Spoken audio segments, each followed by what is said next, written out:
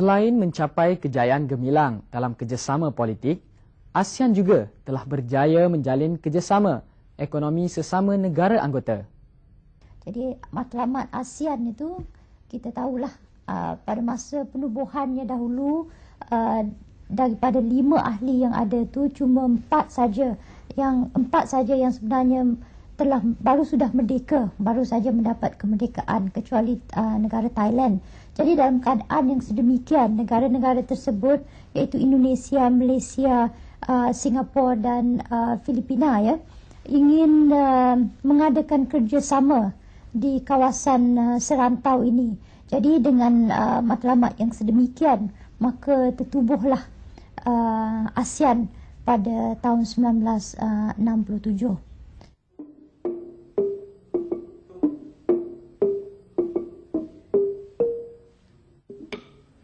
Kini ASEAN mempunyai 10 negara anggota apabila Brunei menyertainya pada 7 Januari 1984. Selepas itu, Vietnam menjadi anggota yang ke-7 apabila menyertainya pada 28 Julai 1995. ASEAN menerima keanggotaan lagi daripada Myanmar, Laos dan juga Kemboja.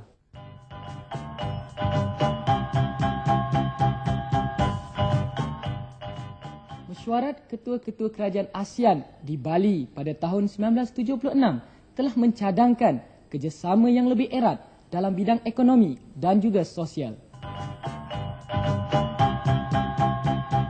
Dua perjanjian penting telah ditandatangani, iaitu Perjanjian Persahabatan dan Kerjasama serta Peristiharan Pakatan ASEAN atau Declaration of ASEAN Concord.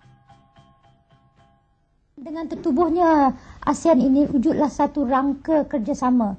Rangka kerjasama yang membolehkan ahli-ahlinya berinteraksi dengan lebih baik di antara satu sama lain. Ini juga adalah untuk menggalakkan pertumbuhan ekonomi di kawasan serantau. ASEAN ini mempunyai sekaranglah rakyat di dalam negara-negara ahli ini, kalau jumlahnya sekarang lebih kurang 500 juta iaitu hampir separuh. Kalau nak ikut saiznya tu hampir separuh rakyat di negara China. Jadi ini merupakan satu kawasan di mana pertumbuhan ekonomi boleh dijanakan. Tapi untuk adanya pertumbuhan ekonomi, kawasan ini juga perlu menjadi satu kawasan yang aman dan stabil.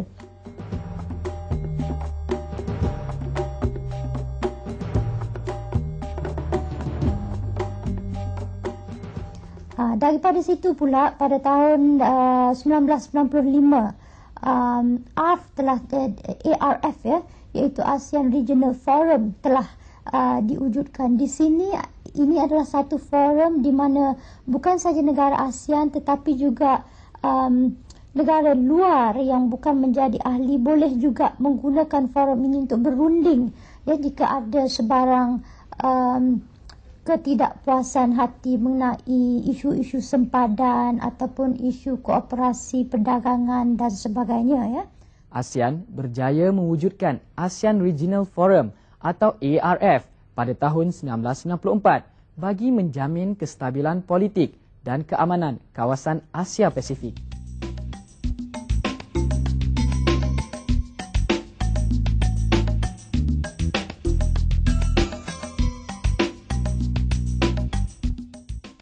Dalam bahagian sosial, umpamanya wujud beberapa kerjasama. Umpamanya satunya ASEAN University Network yang ada. Keduanya juga ASEAN Earthquake Information Center. Mungkin ini kurang relevan pada Malaysia, tetapi dalam konteks ASEAN ada negara-negara lain seperti Indonesia, seperti Filipina yang terlibat, yang di mana gempa bumi boleh berlaku. Jadi maklumat-maklumat yang kita perlukan ini boleh didapati daripada ASEAN Earthquake Information Center. Selain itu ada juga apa yang dipanggil ASEAN Tourism Information Center dan juga ASEAN Rural Youth Development Center. Rural Youth Development Center ni umpamanya mewujudkan program-program untuk remaja di kawasan luar bandar. Kebanyakan walaupun kita ada 500 juta ahli Rakyat di dalam negara-negara ASEAN ini bukan semuanya yang kaya, kebanyakannya juga ada yang masih di tahap kemiskinan yang agak meruncing lagi, dan banyak yang tinggal di kawasan luar bandar. Jadi oleh itu banyak program yang perlu diwujudkan untuk menentukan tahap kehidupan, terutamanya mereka di kalangan kaum remaja, untuk meningkatkan tahap pendidikan dan juga tahap ekonomi masing-masing. ASEAN juga telah berjaya mewujudkan Peraturan Perdagangan Istimewa yang ditandatangani pada tahun 1977.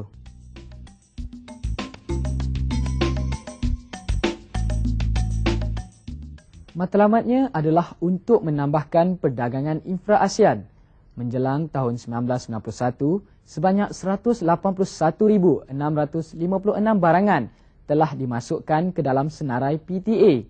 Pada tahun 1982, ASEAN telah melancarkan skim pelengkap industri. Menurut skim ini, setiap negara ASEAN akan mengeluarkan komponen tertentu dalam sesuatu industri besar, contohnya automobil. Pada tahun 1983, skim usaha industri ASEAN dilancarkan bertujuan untuk menggalakkan penglibatan sektor swasta dalam usaha negara-negara ASEAN. Mesyuarat Menteri-Menteri Ekonomi ASEAN yang ke-23 di Kuala Lumpur pada tahun 1991 telah bersetuju untuk menubuhkan kawasan perdagangan bebas atau ASEAN Free Trade atau AFTA dalam tempoh 15 tahun.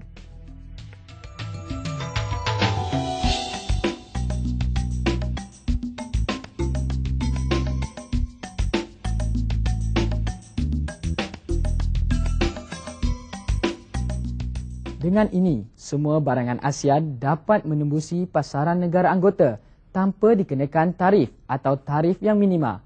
AFTA akan dilaksanakan melalui skim tarif keistimewaan sama rata atau Common Effective Preferential Tariff Scheme atau CEP. Kadar tarif bagi barangan pembuatan adalah antara 0 hingga 5%.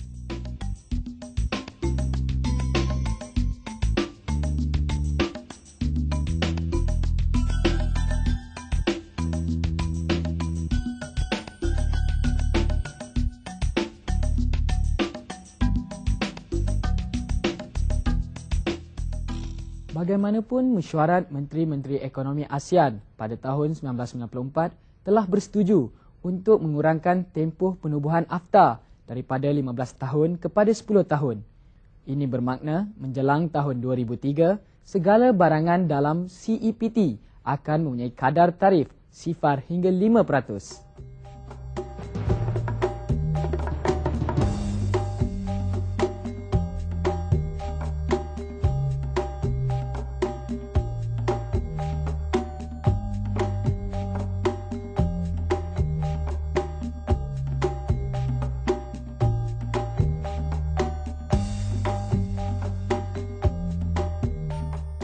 Satu lagi kejayaan besar adalah lahirnya konsep segitiga pertumbuhan atau Growth Triangle. Ia melibatkan kerjasama antara Singapura, Johor dan Riau, Indonesia dan Indonesia, Malaysia dan Thailand.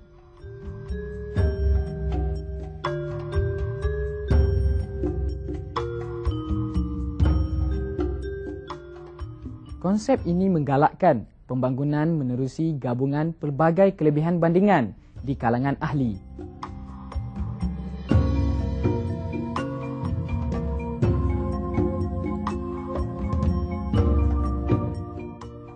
Kerajaan akan bertindak sebagai penyedia kemudahan-kemudahan tertentu, sementara pihak swasta bertindak sebagai pengusaha yang sebenarnya. Bersatu teguh, bercerai roboh.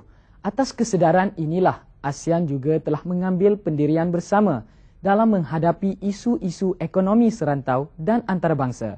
Contohnya isu perluasan pasaran bagi barangan ekspor, harga komoditi yang tidak stabil, dan masalah hutang luar negeri. Selain kejayaan ASEAN menjalin kerjasama dalam bidang politik dan ekonomi, ia juga telah berhasil membentuk kerjasama dalam bidang sosial dan kebudayaan. Antaranya, ASEAN telah menubuhkan tabung kebudayaan ASEAN bagi menampung kegiatan-kegiatan kebudayaan.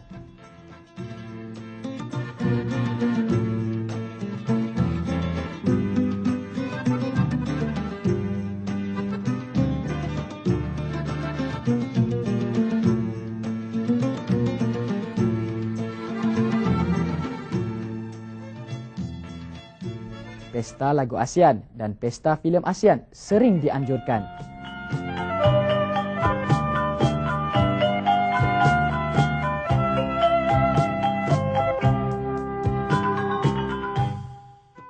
ASEAN juga menggalakkan pertukaran rancangan radio dan televisyen.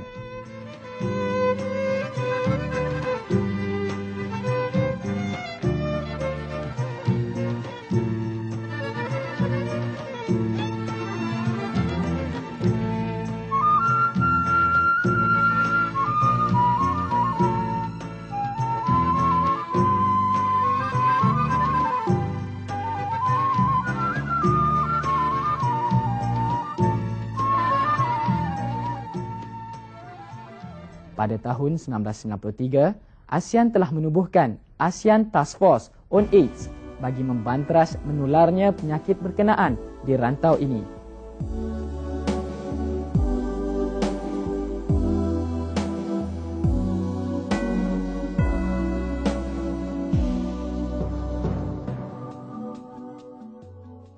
ASEAN juga telah menubuhkan Pusat Penerangan Pelancongan atau ASEAN Tourism Information Center atau ATIC dalam usaha untuk menggalakkan pelancongan antara negara anggota.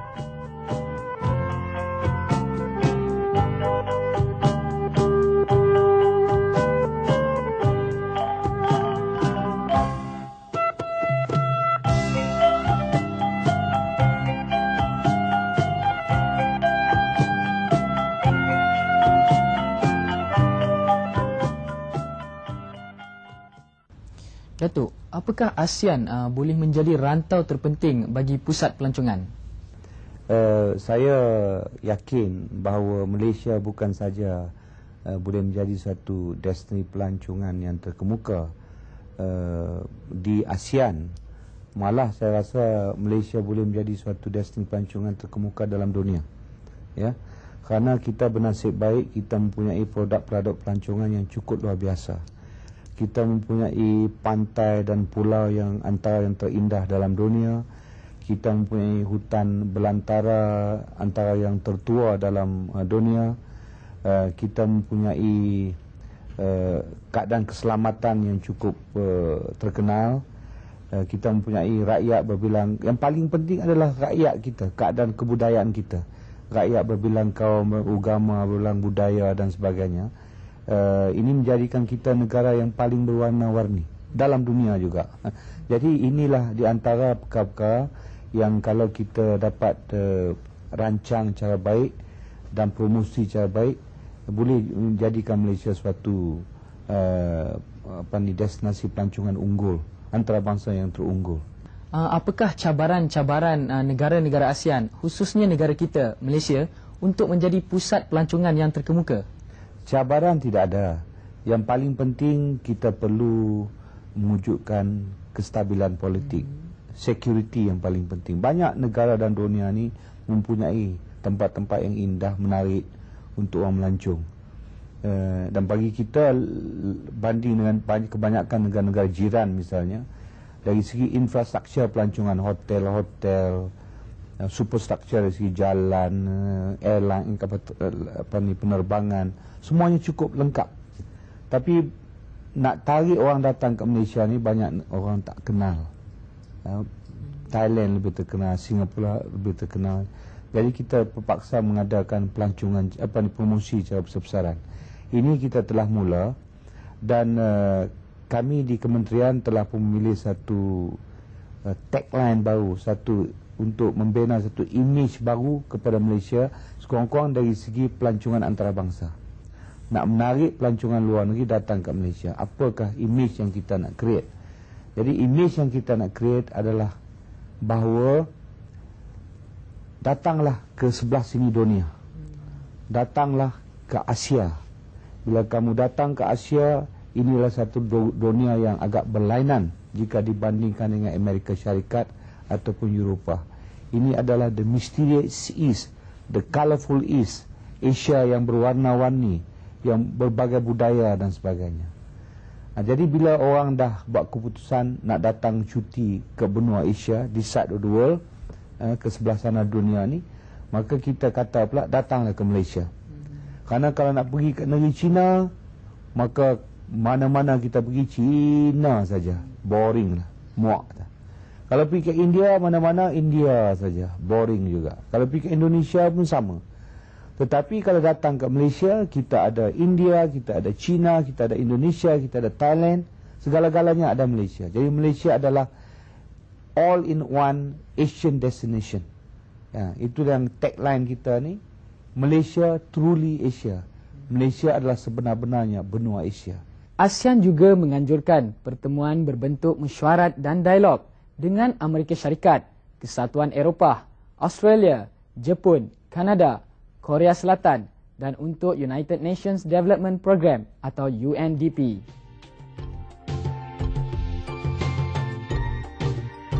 Ternyata dialog ini telah mendatangkan kejayaan.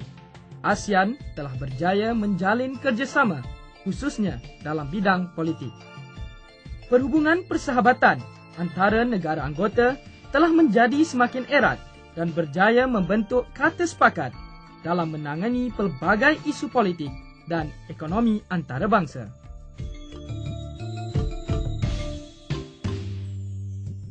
Kebanyakan dialog ini menekankan kerjasama ekonomi, khususnya dalam usaha ASEAN mendapatkan perluasan pasaran ekspornya, menstabilkan harga komoditi dan berusaha mendapatkan bantuan kewangan atau pengurusan bagi projek-projek tertentu.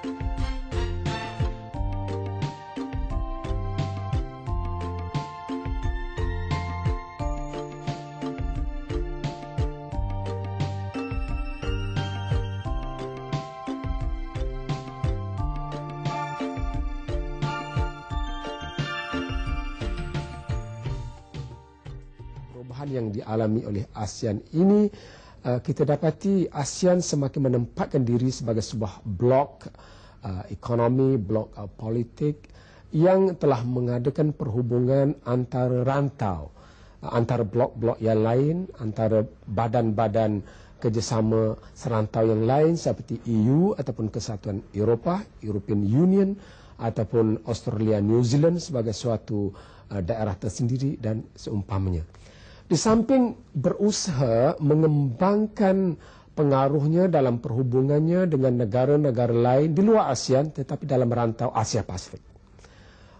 Dan ini merupakan sebahagian daripada usahanya untuk menstabilkan rantau Asia Tenggara khususnya dan rantau Asia Pasifik umumnya. Kerana seandainya persekitaran yang meliputi ASEAN ini terdiri daripada negara-negara yang stabil dari segi politik dan dari segi ekonomi, termasuk Jepun, maka ASEAN akan turut meraih keuntungan ataupun faedah dari segalanya itu.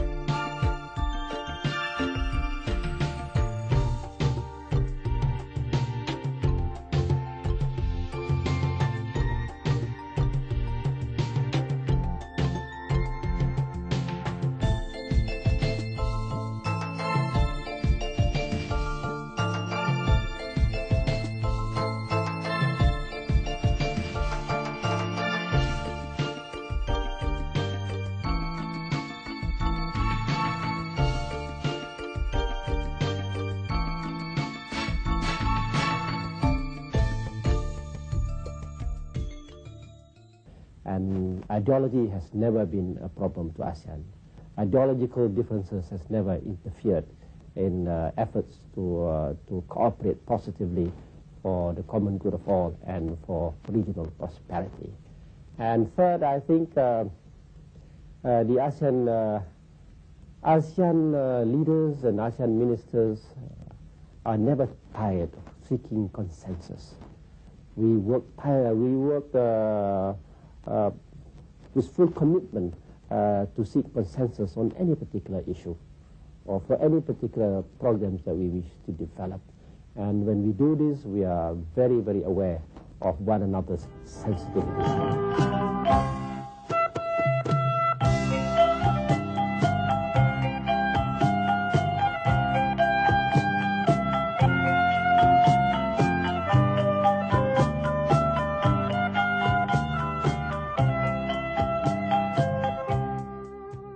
Apa yang menarik yang diperkatakan di sini ialah pandangan jauh negara anggota ASEAN tentang masa depannya di peringkat antarabangsa.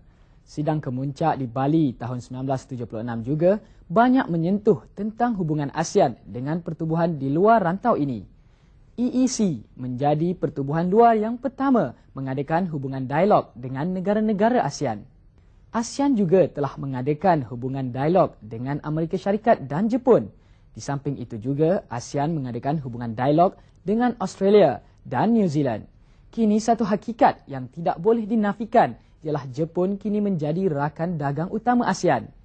ASEAN sendiri telah sepakat dan sekata bahawa kini bukan sahaja penting dari segi ekonomi dan perdagangan, malahan juga hubungan diplomasi dan politik. Bagi ASEAN, pengiktirafan Jepun sangat penting. Maka tidak dapat tidak ASEAN akan terpaksa berdepan dengan banyak cabaran. Dan ini sedia terdapat pada akhir-akhir ini apabila tidak wujudnya kesatuan pendekatan di kalangan sesetengah negara ASEAN ketika menangani krisis ekonomi, krisis keuangan. Seperti antara Malaysia dan Indonesia berhubung dengan penyertaan IMF dan seumpamanya. Tetapi kita juga perlu sedar bahawa dengan banyaknya cabaran dan konflik dalaman ini, ia juga menuntut ASEAN untuk mempertingkatkan kerjasamanya. Karena setiap cabaran itu boleh menjadi suatu ruang dan peluang untuk bergerak lebih kreatif, lebih aktif. Tidak seperti pada tahun-tahun 60-an dan 70-an dahulu. Ketika mana ancaman komunis dari luarlah yang mempersatukan ASEAN. Ketika musuh luarlah yang merapatkan ASEAN sesama mereka. Tetapi hari ini, ancaman seperti itu sudah tidak wujud lagi. Jelasnya masa depan ASEAN amat bergantung kepada keikhlasan dan komitmen setiap negara anggota dalam meletakkan kepentingan serantau lebih utama dari kepentingan nasional. Walaupun ASEAN lahir ketika rantau Indochina mengalami pergolakan, namun atas sifat keprihatinan, rasa tanggungjawab pemimpin-pemimpin ASEAN, kejayaan yang telah dicapai hingga ke hari ini amat membanggakan. Apa yang penting, hormat menghormati antara satu sama lain perlu diteruskan demi kemakmuran dan keamanan sentiasa terpelihara.